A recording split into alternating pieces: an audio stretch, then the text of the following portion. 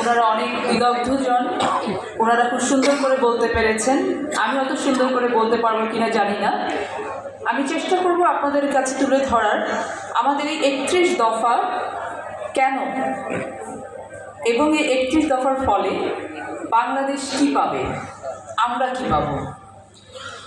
আজকে এই কর্মশালার আমাদের যারা অতিথিরা আছেন, ভবিষ্যতের সামনে যারা আছেন, প্রত্যেকেই আমার অনেক শ্রদ্ধেয় বিদগ্ধজন। আমি সকলকে আসসালামু আলাইকুম। আমি ছোট্ট করে শুরু করছি এবং ছোট করে শেষ করব। আসলে 31 দফাটা কি?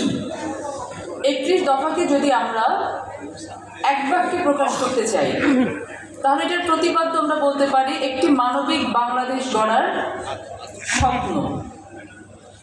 আমাদের দেশনায়ক তারেক রহমান, আমাদের ভারপ্রাপ্ত চেয়ারম্যান, উনি একটি মানবিক বাংলাদেশের স্বপ্ন দেখিয়েছেন পুরো বাংলাদেশকে। দেখিয়েছেন কি না?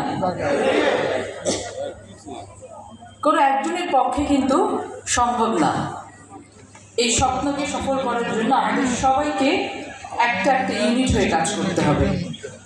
আজকে যে 31 দফা, এই 31 দফার বীজ বপিত হয়েছে বহু আগে, আস্তে আস্তে আস্তে আজকে এই পর্যন্ত এসেছে।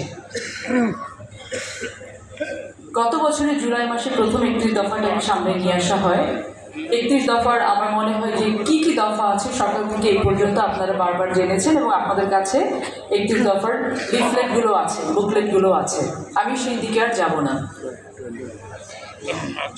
কিন্তু আজকে আমরা এই 31 দফারই ওয়ার্কশপ বা কর্মশালা করে কি অ্যাচিভ করতে চাচ্ছি,